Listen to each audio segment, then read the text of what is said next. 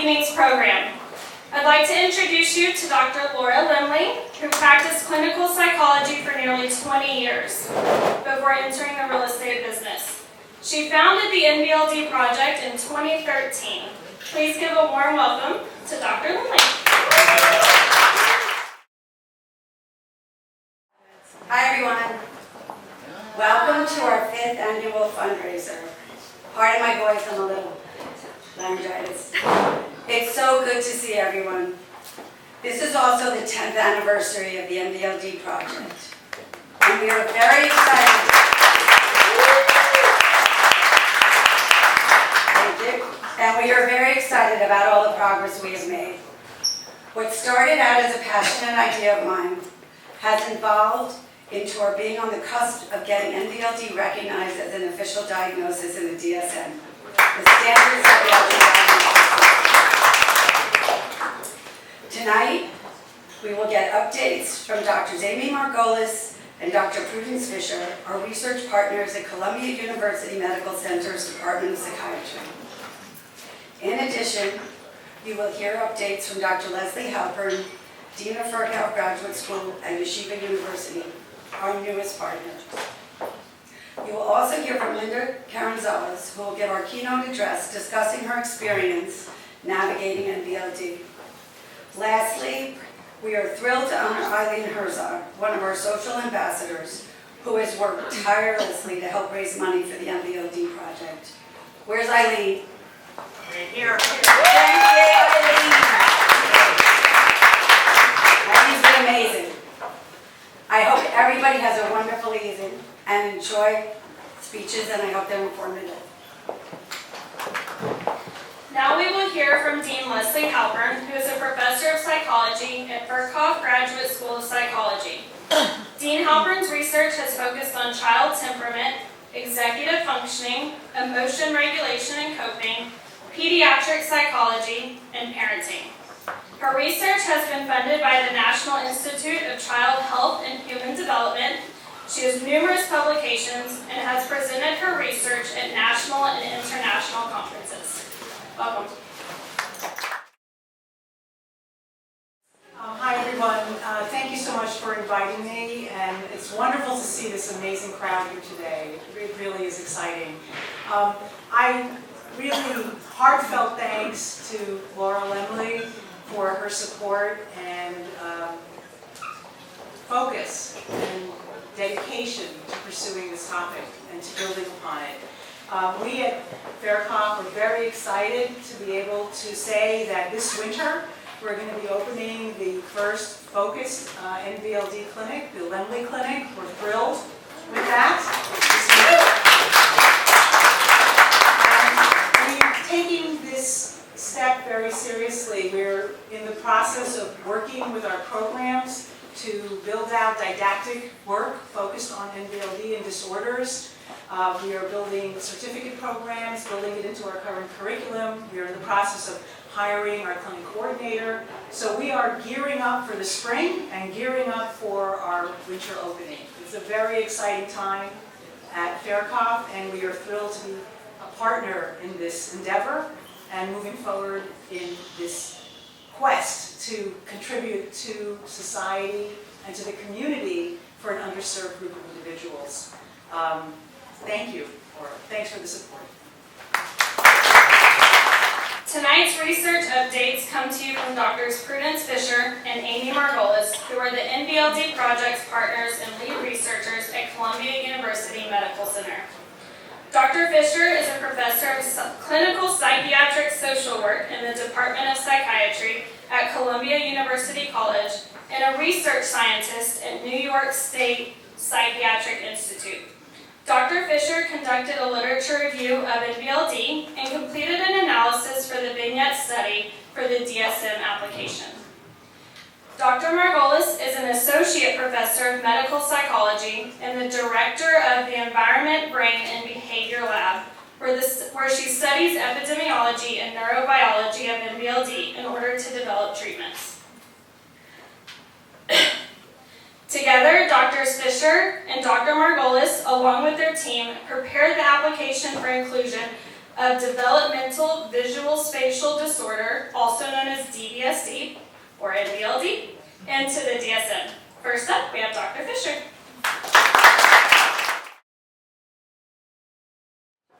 Okay, this year I actually have my glasses with me. Okay, it's great to see so many people at what has now become an annual event, which is really supportive of our work at Columbia. So my work with the NVLD project has been focused on getting it into the DSM system. And actually, it's not only my work, but it has included Amy, who's going to speak in a second, Hillary Litwin, now Tahila Ravella, who's around somewhere, and other people as well. And as a reminder, and I feel like I'm preaching to the choir, why is this important? Maybe I'm not preaching to the choir because I explained this to somebody earlier this evening at the beginning of tonight. For many reasons. First of all, because most of the people in this room are abundantly clear that impairment in processing and integrating visual spatial information, which is the core of NVLD, can cause significant problems in many areas of one's life. So they can be academic, occupational, or social, right? But unfortunately, visual spatial problems are often not recognized. Even though NVLD has been in the clinical and educational and somewhat a little bit of psychological literature for over 70 years. So the DSM, which is the system people use to assign diagnoses, so if you go see a mental health professional, they'll assign a DSM diagnosis, is how many mental health professionals and others, like the educational system, learn about what a diagnosis or a problem is. If it's not there, it's nothing they have to worry about, it's nothing they have to accommodate, etc. So look at ADHD. If you have a diagnosis of ADHD and you're in a school, then you can get some sort of accommodations to take care of having ADHD, right? NVLD is not there. Many school systems haven't heard of it. They're not going to help you. And so to have it as a diagnosis in the DSM might make you more likely to qualify to get accommodations or services a child might need. Not being in the DSM also means that potentially useful interventions and accommodations are lacking and not even understood that they would be needed. So, or even doing an evaluation of a child or adolescent or even an adult is incomplete. So they'll say, oh, he's this or he's that, but they don't recognize that he also has this other thing that might be contributing to causing or impacting on the other diagnoses. So diagnoses are incomplete. And if you look at the DSM system, they have things about attention, language problems, all these other things, but nothing about visual spatial. And you know, one of the things I'm going to say is, like, I teach a class at Columbia on child psychopathology and how to think about diagnoses. And basically, although it's not intended this way, the DSM is not a textbook, it's used all over the place as a textbook. So basically, you're teaching them about diagnoses for kids, you go through depression, anxiety, you look at what's in the DSM, you explain to your class what it's, NVLD is not there. Visual spatial problems are not there. And that's where people learn about diagnoses and what diagnoses are. So it's missing, it's this like little missing piece. So getting on the DSM is really important. And the other thing about having a DSM diagnosis is it makes sure that everybody is defining it the same way. When we did a literature review a few years ago, we found that the definitions of NVLD and the empirical literature varied a lot. And it makes it difficult to define the research, but it also, it makes it difficult, very difficult to interpret it. And so having a set definition will actually improve the research, which I'm a researcher, so that's something I'm interested in. So now, so we went through several conferences, we came up with a consensus diagnostic criteria. We actually renamed it because the diagnosis NVLD is very confusing to people. We renamed it Developmental Visual Spatial Disorder. We think it will improve research. And the other thing is, having this new name will make it clear that it's not just a learning disorder. It's something that affects many areas of one's life. In DSM, the learning disorders are academic skills disorders. You can't read, you can't spell, you can't do certain kinds of math.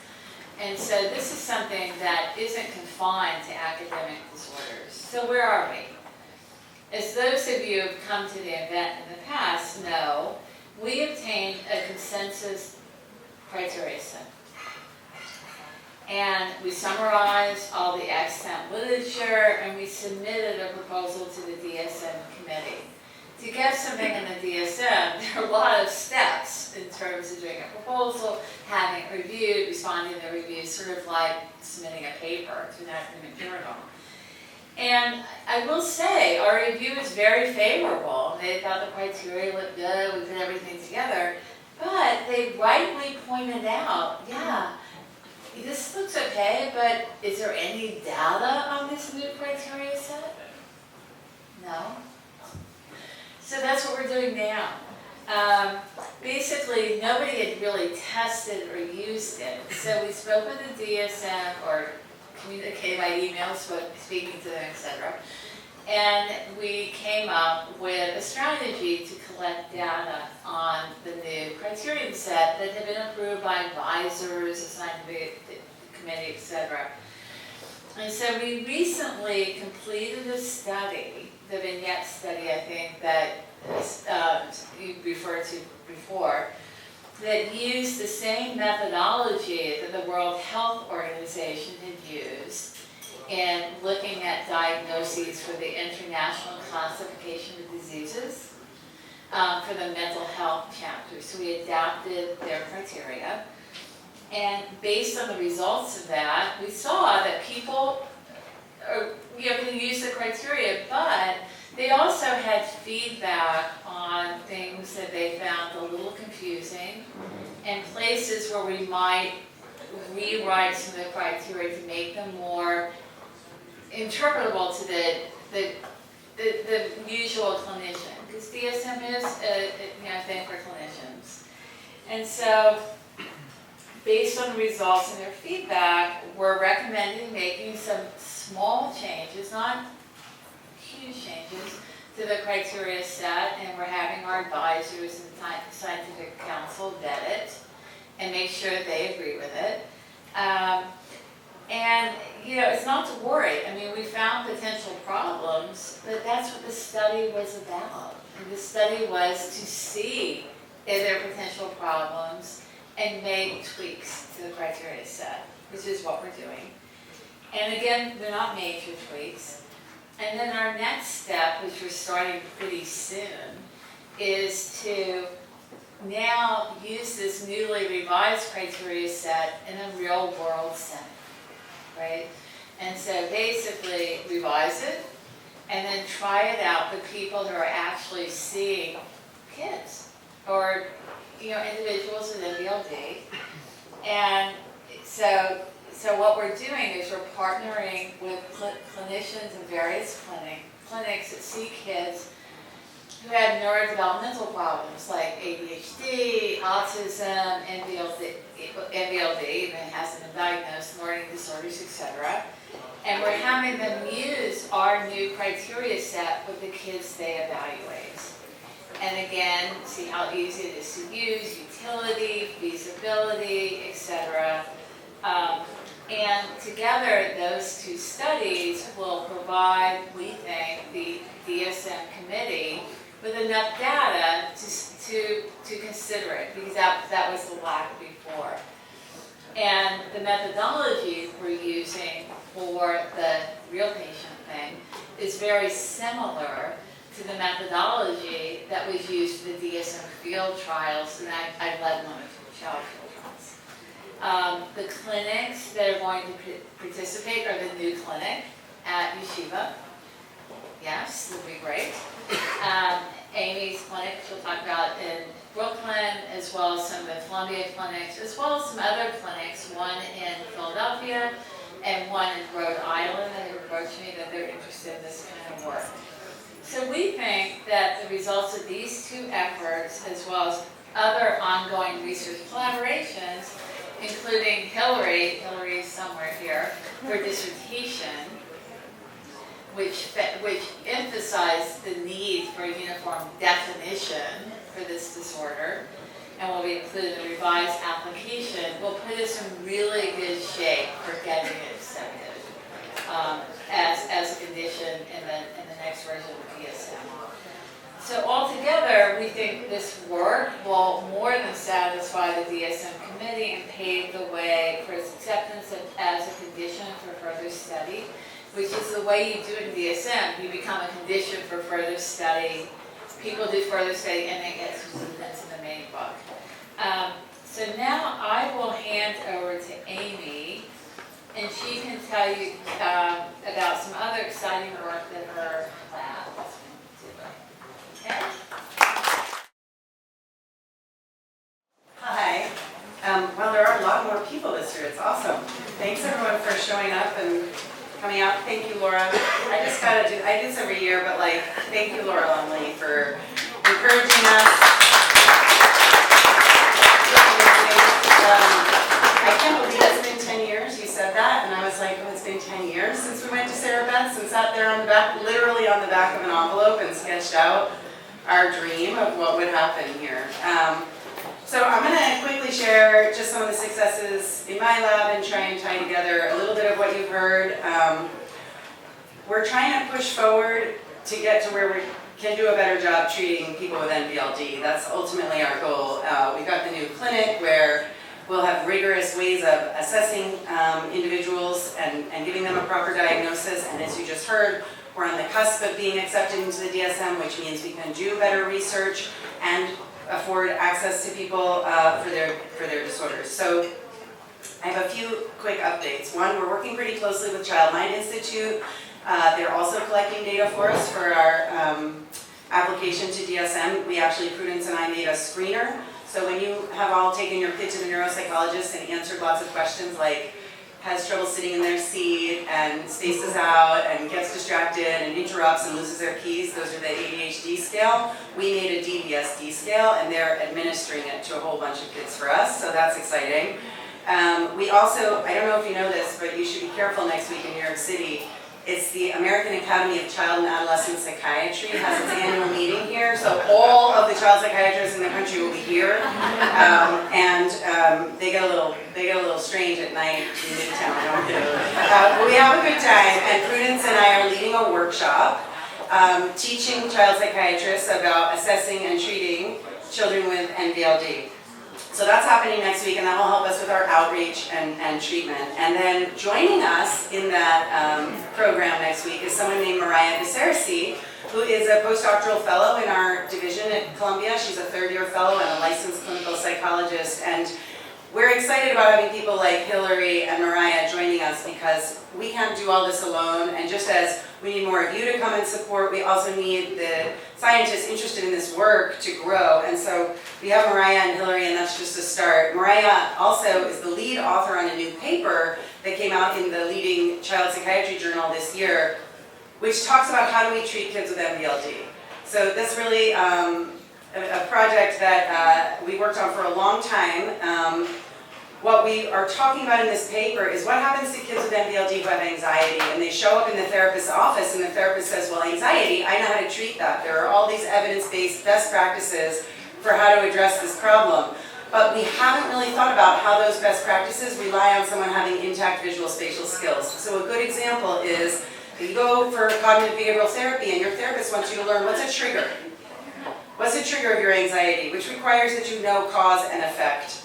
And if you think about it, cause and effect is a temporal sequence which has an implicit visual spatial demand. And our kids cannot process that. So in this article we talk about where are the tried and true evidence-based best practices falling down and falling short of being able to treat children or adults with NVLD. And we offer suggestions for how to fix this. And next we're hoping to turn this into a grant where we can try out our methods and see if they work. So the last thing I'll tell you about, I'm looking around, I don't know if he's, Alex Janowski is here tonight, if you're interested in following up.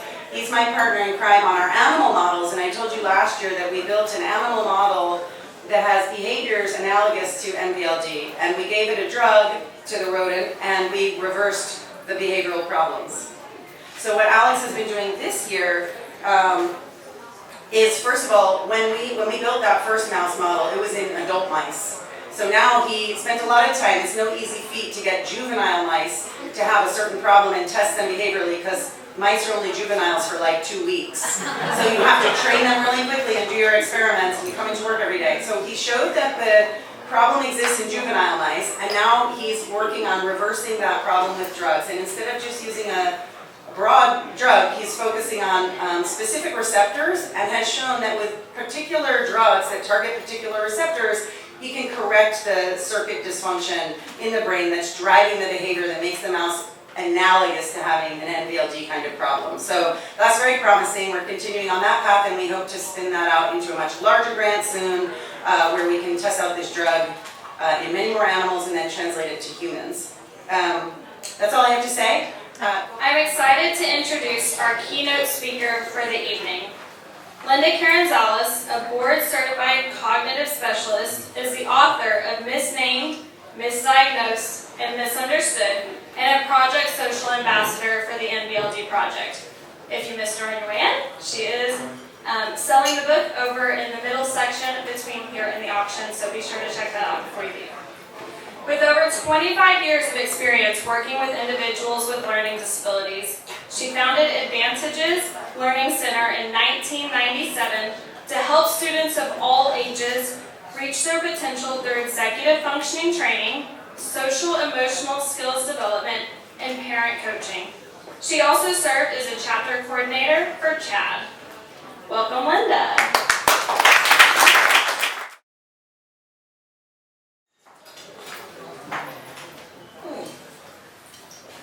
Hello everyone, I am so excited to be here to support the NVLD project and to support those and be a voice of those who do have NVLD, like myself. I guess you're wondering why I'm holding some tulips. I'd like to tell you a story about a little girl with an undiagnosed nonverbal learning disorder. She was around the age of 6. It was a beautiful spring day. She knew her mother's favorite flowers were tulips because her mother was from Holland. So on this spring day, she decided to go into the garden to get tulips for her mom.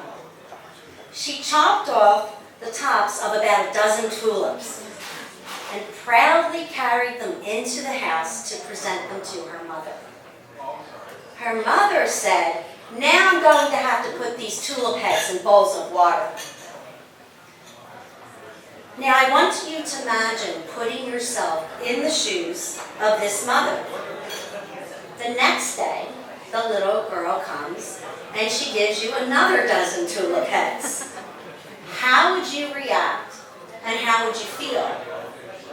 Well, this mom was mad, so she punished her daughter for her behavior.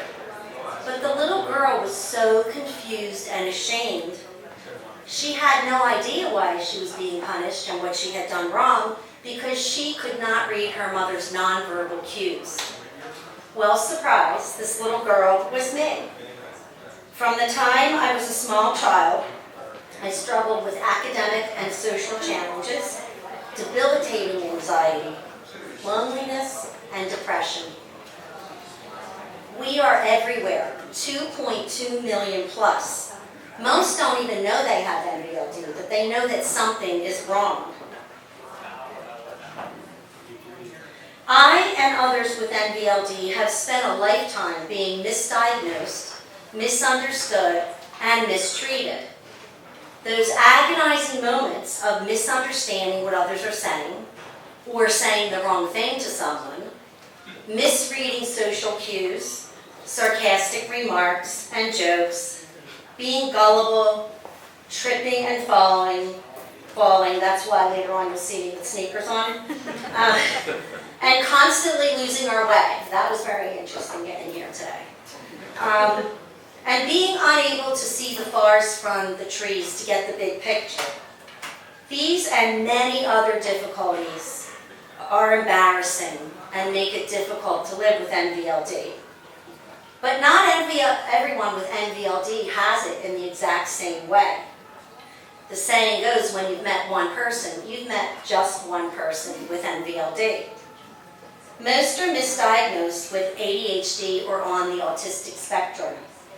While there is an overlap of symptoms, and some have more than one condition, it's crucial to have the correct diagnosis for identification and treatment. My parents were baffled as to what was wrong with me, and they had no idea how to help me. Like many others, I slipped through the cracks, and I wasn't diagnosed until I was an adult. I was so excited when I got a diagnosis because they thought, now I can get help. But I couldn't find anybody to help me. The professionals I saw were as clueless as my parents, so I had to help myself. And it was through my failures and my pain that I developed grit and perseverance, which ultimately led me to success. I am proof that it is possible to achieve success despite a diagnosis of NVLD and ADHD. In my new book, I share my journey and some of the stories of those I've helped. Every strategy and the development of cognitive processing skills that I use with myself are the foundation of my work with my clients. I'd like to tell you about a couple of clients that I helped reduce their struggles with NVLD. Tom was a 37-year-old computer technician. He excelled at his job despite multiple struggles. His difficulties on the job were time management and visual spatial challenges. So once I was able to identify that he suffered from ADHD and NVLD, I was able to develop a treatment plan. His company was located on an enormous campus and met with many different buildings and departments. So he was usually unable to locate the employee that needed his critical help because he couldn't find his way around.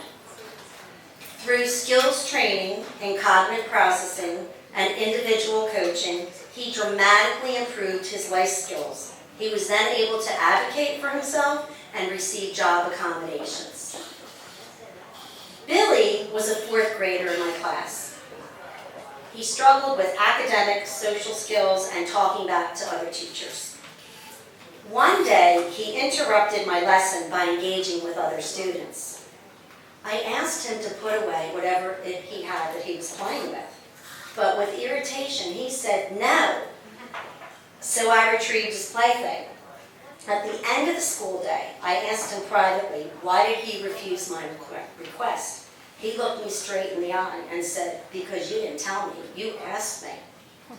When I explained to him that my annoyed facial expression, tone of voice, and strong eye contact meant it wasn't a choice, he replied, well, you should have said that in the first place, as if he were the teacher and I was his student.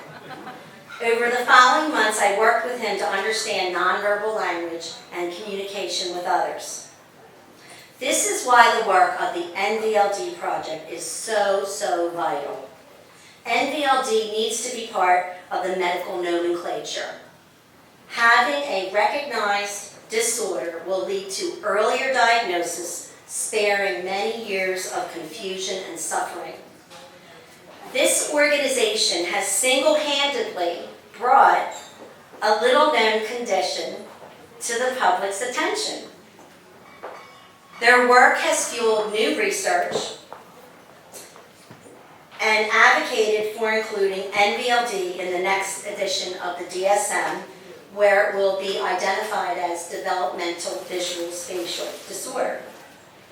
NVLD must be included in the DSM to validate the disorder and allow insurance reimbursement for much needed treatment. I am so grateful to the NVLD project for their tireless efforts and the progress they are making on behalf of the millions of people NVLD impacts. Thank you for being here this evening, supporting the work of the NVLD project and everyone whose lives is touched by NVLD. NVLD is a different way of experiencing the world. It's not better, it's not worse, it's just different. So I hope this evening that I have shared a message of hope, resilience, and the power of change. Let's work together to ensure that individuals with NVLD can live rich, full, rewarding lives on their own terms. Thank you so much.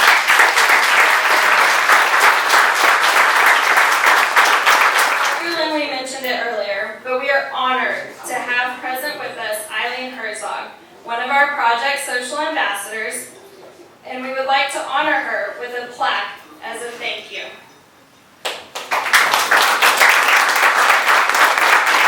Her continued dedication and successful fundraising in support of the NVLD project has not gone unnoticed.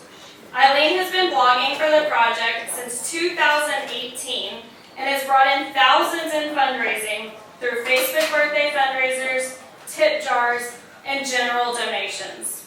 Thank you, Eileen, for always advocating for the NVLD community. Can everyone please give a warm welcome and thank you to Eileen.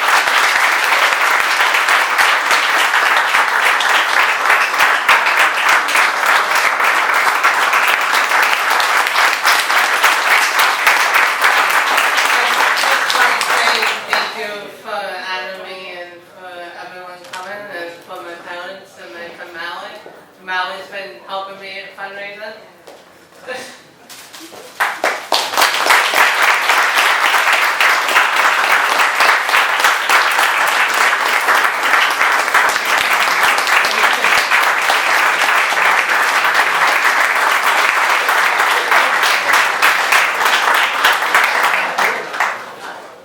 Thank you, Eileen and Linda. We love having our ambassadors here with us. We had some with us last year as well. We've got Ariel over in the corner there. Thank you again, everyone, for coming. It is so exciting to see so many new faces in the crowd tonight. Again,